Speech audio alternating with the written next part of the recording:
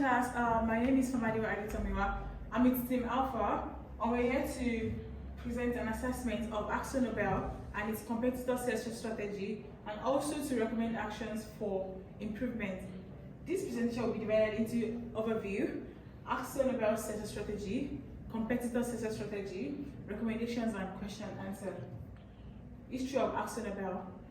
Akzo Nobel is a Dutch multinational firm founded in 1994 through the merge of Akzo and Nobel Industries. Akzo Nobel specializes in decorative paint for all kinds of buildings and also special coatings for various industries. The company generates revenue from 58% of coatings and 42% of decorative paints. According to Triple Bottom Line, Akzo Nobel's strategy is divided into people, planet, and paint. According to the people strategy, Akzo Nobel aims to achieve 30% of female executives in its management position by 2025, but only be able to achieve 22% of female executives. Also, Akzo Nobel aims to train 35,000 community members from 2020 to 2025, but only be able to train 13,862 community members. Akzo Nobel also aims to achieve 1,000 Akzo Nobel Care projects from 2020 to 2025, but only be able to achieve 352 care projects.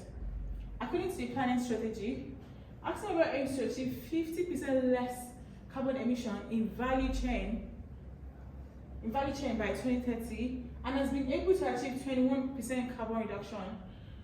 The company aims to move towards zero waste by 2030, and is currently at 59% circular waste. Also, Akzo Nobel aims to achieve 30% energy reduction by 2030, but only be able to achieve 1% of energy reduction. Moving on to the paint strategy, Akzo Nobel aims to generate 50% revenue from sustainable solutions by 2030, and is currently at 39% of revenue. Last but not the least, Akzo Nobel is expected to have 50% recycled content to be used in its plastic packaging by Deco Europe by 2025. Thank you. Applying Harris Prime to evaluate the Akzo Nobel CS strategy. Firstly, in terms of economic responsibility, the company is trying to diversify its product and enter the new market for growth. However, the company's revenue and profits have stagnated. Regarding legal responsibility, the company implements the law of each country, such as the prohibition of child labor. Also, faithfully, the company complies with environmental regulation and guidelines. In terms of ethical responsibility, various activities are carried out to improve environment areas such as carbon reduction and health and safety, such as zero injury in working conditions. However, performance on some indicators such as energy use and freshwater use is lagging behind. Finally, in terms of philanthropic responsibility, the company participates in various charitable activities, including children's education through Akzo Nobel Cares. Based on this evaluation, the strength of the company is to make state sustainability a top priority of the company and to manage it actively. For instance, in 2021, companies adopted a new assessment, the materiality matrix, to manage its sustainability more efficiently. As a result of this effort, the company is making better progress than planned on a number of indicators, such as female executives and organizational health score. Also, the company has received high ratings from various external rating agencies, for example, MSCI and EcoVadis. On the other hand, the weakness of the company is that faced with stagnating revenue growth, it is less interested in economic responsibility than other areas. As the table shows, Akzo Nobel has a lower growth rate than its peers, but it doesn't still provide a clear vision in the profit area as a CSR strategy. The second thing is the falling R&D cost. R&D is the most important component of innovation for sustainable growth, but R&D expenses continue to decline. Also, some environmental indicators have not shown enough progress. For example, freshwater use has increased from 2019.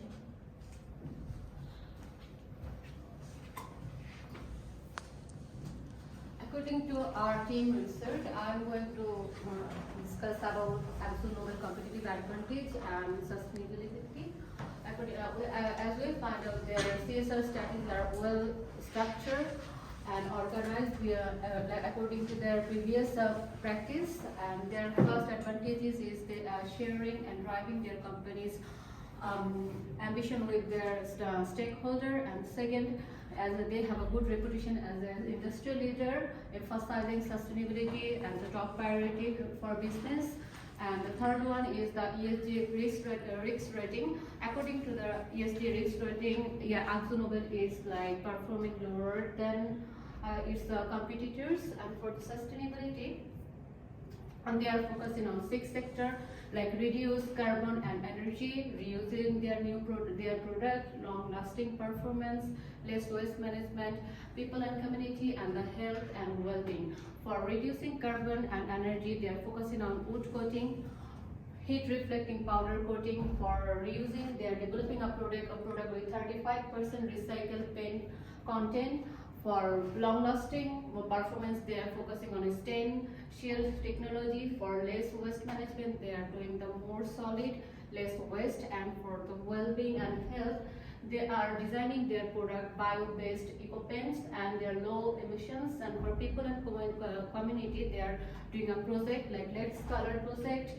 They have fund like Akzo Nobel Cares and Foundation, and their main focus is to respecting the human rights. That's all. Thank you. I'm going to talk about the competitors' CSR strategy. We're dealing with 3 competitors, they are ZAA, PPG, and Sherwin-Williams. They are all founded in the late 1800s, and they all manufacture and sell coating materials and specialty materials. The CSR strategy of the 3 competitors for the ZAA is STEM and vocational education, which involves the developing the next generation of scientists, technologists, and they also involve women from different backgrounds in their daily activities. For the PPG, the development of innovative solutions, which involves the use of different ideas, different technologies to create products which create values which customers are willing to pay for. Then optimizing supply chain, which involves the reducing costs, preventing disruptions, and the negative effects of these disruptions. The expansion in markets we are underrepresented. This is in form of market penetration in order to remain competitive in the market. For the Sherwin-Williams, diversity and equity, which involves involving different people from different backgrounds in their daily activities, the reduction in carbon emissions, efficient energy usage and waste generations. Then the competitive advantage for the 3 competitors, we have for the ZAA focusing on emerging markets, introduction of new products in response to customer preference. This customer preference may be in form of the cost, the brand of the product, and the quality of the products.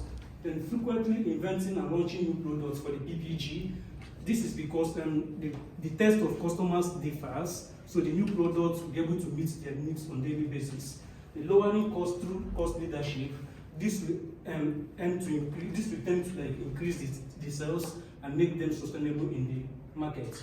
Then for the Sherwin-Williams, we have the availability of diverse range of variety of products, which may be in form of the cost, also the brand of the products and the quality, building a constant trust and quality, and product invention and launch of new products in terms of the taste of the customers. Then the sustainability for the 3 competitors for ZAA, we have the expanding production capacity and investing in sales force, improving internal operations and investing in technology centers.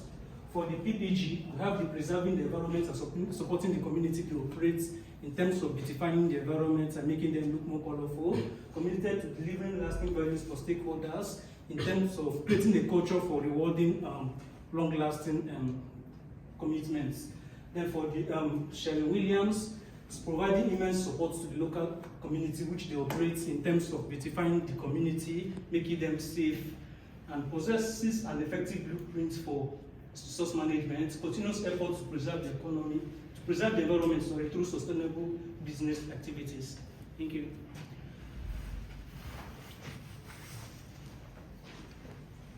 Based off the analysis, we've been able to the team has been able to come up with 3 recommendations from CSR, sustainability, and competitive advantage.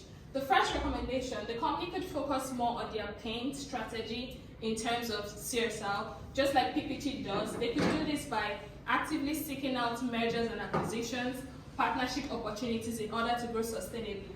Back in 2021, PPG had extended partnership for innovation and research to Akzo Nobel.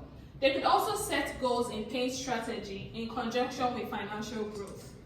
Secondly, continuous R&D for innovation and sustainable growth. By investing in more R&D, the company could also gain competitive advantage and also improve in areas in which the company is lacking, such as water reduction, renewable energy.